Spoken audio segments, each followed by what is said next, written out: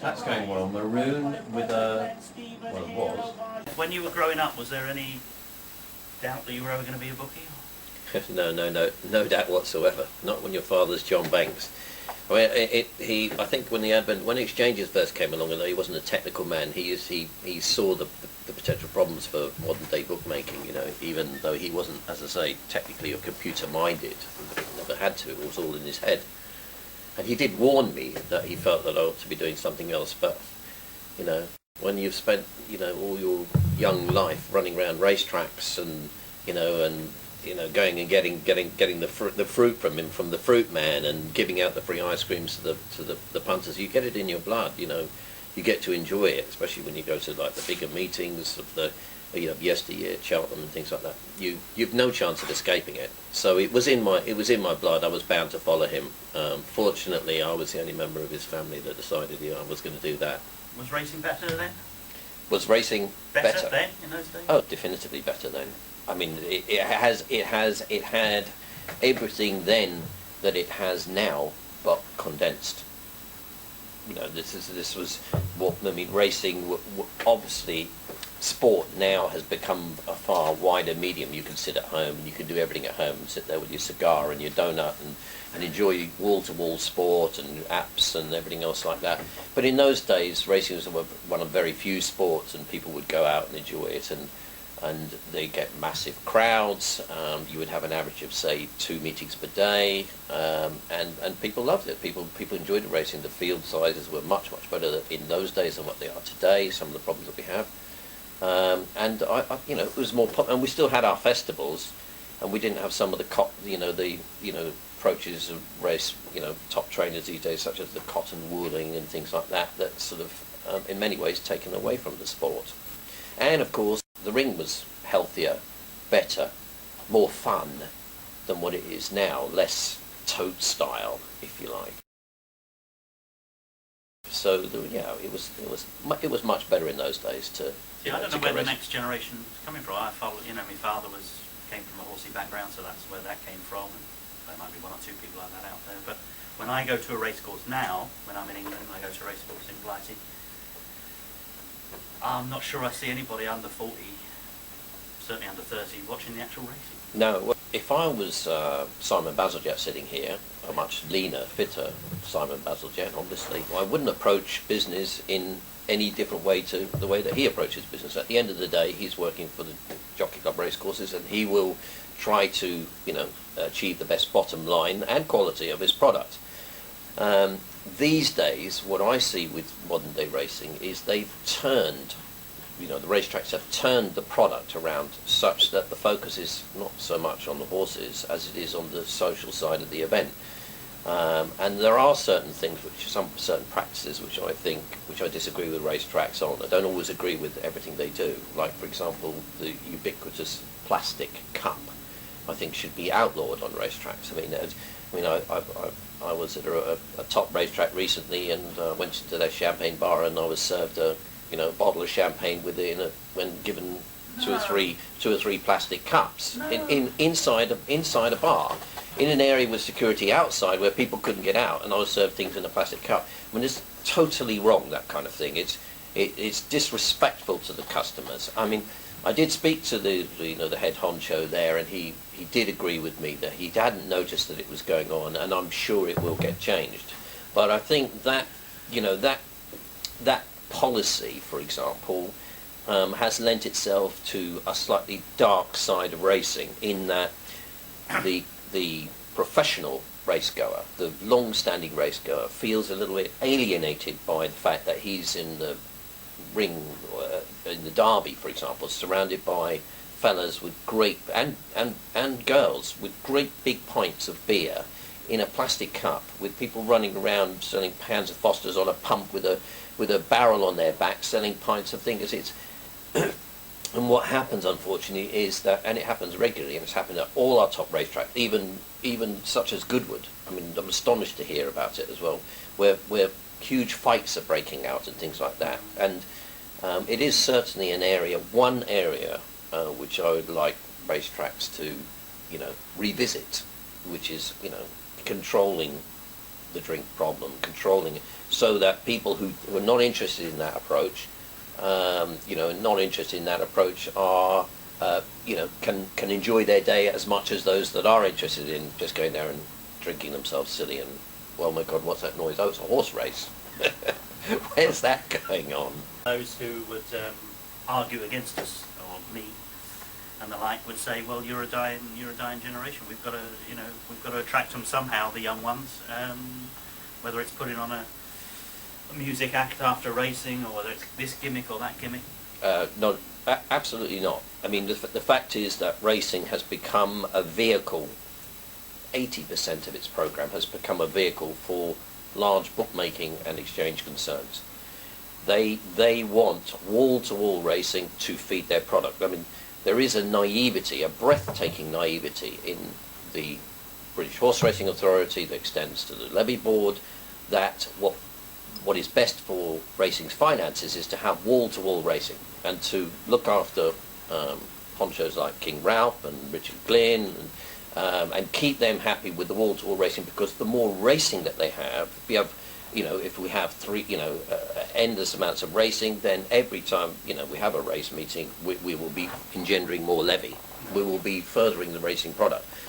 But that actually hides the what's really going on. Is they're essentially feeding their machine betting and their casino products, their fob teas, if you like, and their roulette tables and things like that. Because I walk past betting shops regularly, and I although I haven't had a bet personally in a betting shop for 10 years, I always stick my head in at various times in the day, and they're invariably empty. And if they're not empty, it's usually because there's one or two individuals sitting there feeding money into the machines.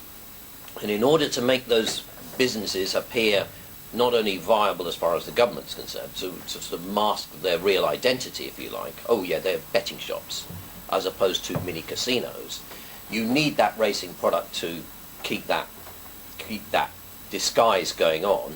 And second, of course, the racing product provides the background noise, the ambience, if you like, the original draw that brings the customer in.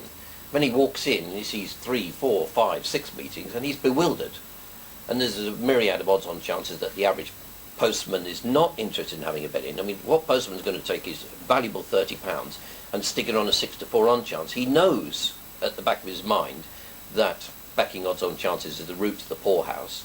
So he just swerves those kind of races. And over 30% of the programme is odds-on chances. So this direction of endless more racing is nothing other than a vehicle for keeping William Hill, Ladbrokes, Corals, Betfred in rich from their other products, because all they naturally do, they know that racing is a low margin product, is that, like any other business, they just flow the customers into betting onto other products. But you need the racing. They need racing every 10 minutes apart to make things look busy. And they fill it in as well with the virtual racing. They make more money out of the virtual racing than what they do out of, Kempton on Monday with, 5 odds-on chances. They will make more money out of Steeple-Downs. And people will bet on it. People bet on, you can't blame them. People will be interested in betting on these products. But at the end of the day, make no mistake about it, it's a complete red herring to argue that we must have wall-to-wall racing, and that the more racing we have, the more levy we will engender. So when you, perhaps Tanya Stevenson and the like, say, please, let's have less meetings and more quality, we're just pissing in the wind, really. It's not going to happen. Under the current leadership, yes, we are. Until such time as the leadership of the British Horse Racing Authority show a lot more backbone, a lot more, who start to employ people, for want of a better expression, for people such as myself, grounded in betting, who understand who understand not just my business, but who will understand, who have a basic grounding of how King Ralph runs his business and understand what's important to him as to make his business successful. Or Andy Hornby of Corals, for example, why he's now begging racing to support his FOBTs, a disgusting point of view. But that's what he wants racing to do. He believes that, if racing supports his FOBTs, more shops will remain open. But there are 25 shops in Newmarket, for goodness sake. We don't need 25 shops to feed the racing product in Newmarket. They're no more than 15 yards apart from each other, some of these shops. It's a ridiculous situation. We don't need them. They can just die. As far as I'm concerned, they can just die, and the levy won't die with it. What will grow the levy is an improved quality of product. If we go move away from short fields, 4 runners, 5 runners, some ridiculous percentage. I can't. So over half the program, over half the handicaps are under 8 runners. Handicaps. The number of the odds-on chances we've talked about. A third of the races, odds-on chances, is a ridiculous percentage at certain times of the year. This last past flat season, I was on Twitter or whatever saying I don't remember there being so many 3 or 4 horse races and such low quality. And Lydia Hislop got back to me and said it's been like this for a few years. Well, I doubt Lydia approves. Lydia, No. Lydia wouldn't approve. I'm guessing that But is that the case, or did this past flat season I thought was worse than any I can recall? Yes, it has got progressively worse. Paul Bittard's view is that he can support Ralph Topping and Richard Glynn with all these fixtures. That's his view. But if the owners will cooperate by running their horses a half a time or 1 time more per year, this is just absolutely just blowing against the wind. It's an impossible situation. There are people online, some who work for the mainstream bookies, who accuse you of not moving with the times, that you're campaigning against the online bookies because you live in the past. Okay, so let's put them right here. How can we improve the racing product? We can condense. We can condense. We can reintroduce quality. Coral's arguing, well, let's have 3 meetings per day. I argue for 2 meetings per day. Andy Hornby wants 3 meetings a day because he wants somebody to go into his betting shop at 12 o'clock. And he is from, let's just tell them. And Andy Hornby is from Coral's, right. chief executive of Coral's. Who's just arrived from Boots and formerly from a bank. So, of course, we're putting his experience up against, my experiences in life. But he argues that, he wants a lunchtime customer to come in, somebody that's, got off his work for an hour, walk into his betting shop and has something to bet on at that point. But the reality is, where are these firms making their money? But my argument is that what we need to do is indeed not have 3 race meetings. But he argues that turnover would increase by 30%. But turnover does not equal profit. It isn't the same thing. Just because you turn over 30% more doesn't argue that you will make 30% more or even 5% more on your bottom line. If Waitrose turned over 30% more, Waitrose would make 30% more profit because the more business they do, the more profit they make. But bookmakers, the same argument does not hold true. So, in my view, how you make it more interesting is improve the quality, make the field sizes substantially, not just one runner, not from 7 to 8. Or a handicap from 11 to 12 runners or something like that. God, if we could find a 12-runner race, it would be amazing. We substantially reduced the program. We stopped feeding to what racetracks are running to empty stadia. There's nobody going in these stadia, but they're getting £7,000 per race to race from their picture rights and from there. So they're keen to race. One of the most profitable racetracks in the country, Kempton Park, routinely races to less than 100 people. It's routine. And that situation has come about because they can afford to run that racetrack from their picture rights and from their levy grants and make a substantial profit on the meeting without the need for people. If people don't want to race, it follows they won't want to bet. It's the same, it falls under the same category. They're not going to walk into a betting shop in Southall and have a bet on the 1 o'clock at Kempton yesterday when a 6-1 on chance was on board because Nicky Henson decides to school his horses in public. They're just not going to. They're no more interested in that than what they would be. They would be. They would just walk past.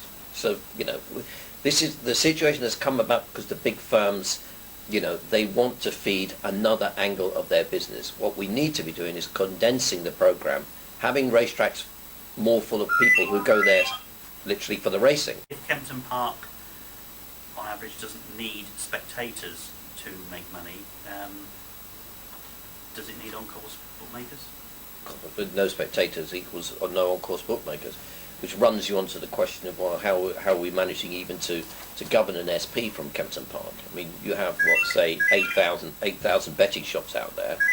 8,000 betting shops running the problem, running the whole industry. So how is that? How is we've got a situation where 4 or 5 bookmakers, which consist of both William Hill and Ladbrokes, are governing the SP? Do we look through our crystal ball and envisage a day where racing is being run at, and let's not, we've mentioned Kempton Park, but perhaps we shouldn't pick on that, I don't know, where there's, I don't know, one man and his dog and no on-course bookmakers? Do we see that happening? Yeah, absolutely. I mean, I mean, right now, how do we return? How are we even returning an SP from Kempton Park where there's 4 or 5 bookmakers, and 2 of them will be William Hill and Ladbrokes, and they will bet in their favour. They will bet to a minimum of 2% per runner because they're just there in a holding operation, if you like, at Kempton.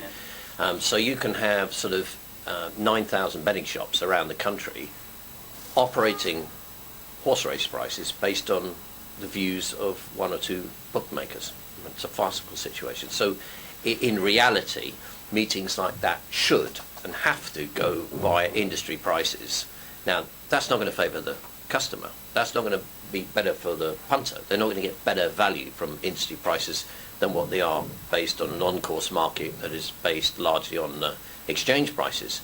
But that's the direction that places like Kempton are heading towards, because there's not enough customers there to feed the bookmakers a business, and so logically what will happen is that they must go industry prices. Not sure how that favours the customer.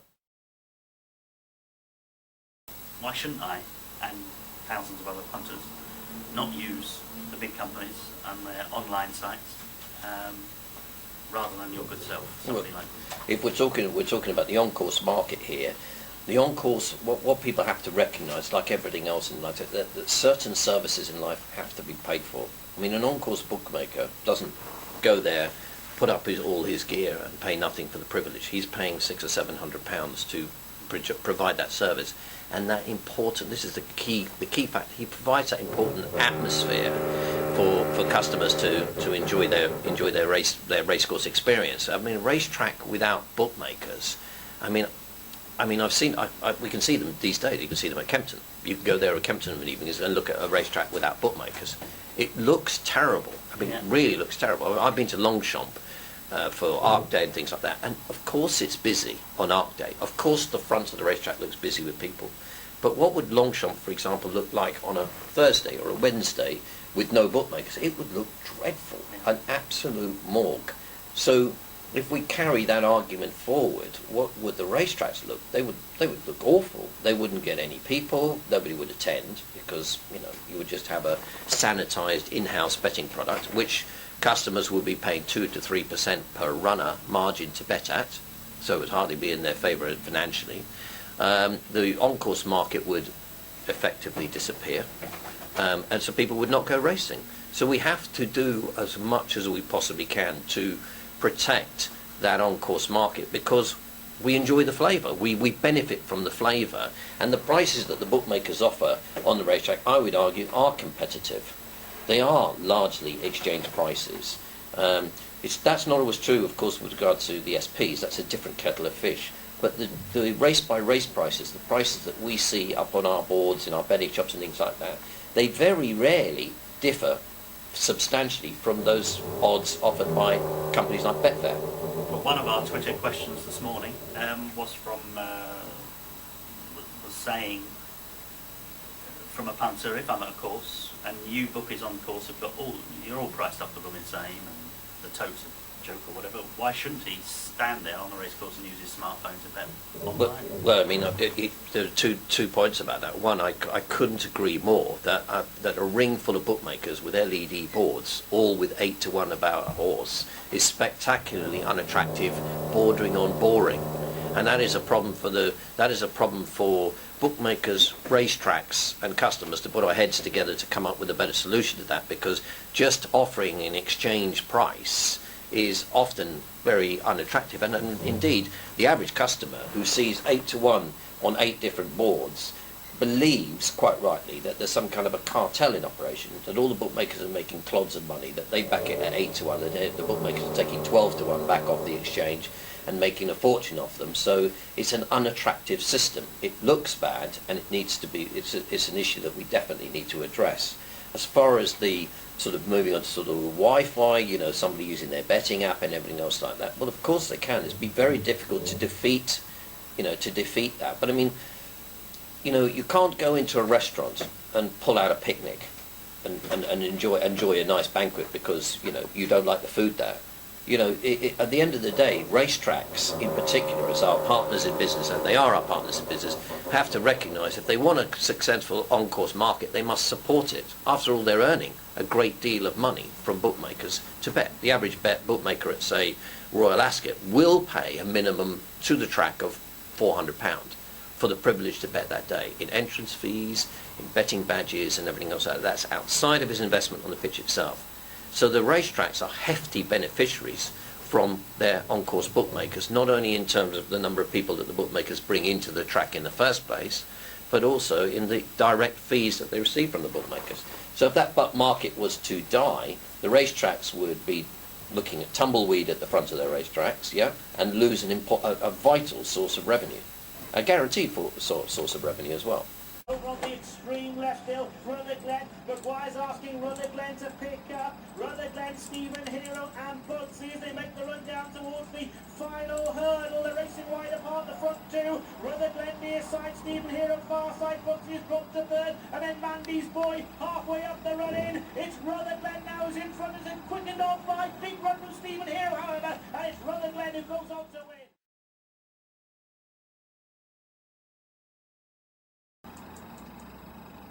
Favourite backers collect 8 to 11. Rutherglen And they pull well clear. And a work at that performance. Him and Stephen through the way. Are we not surprised? We're not surprised.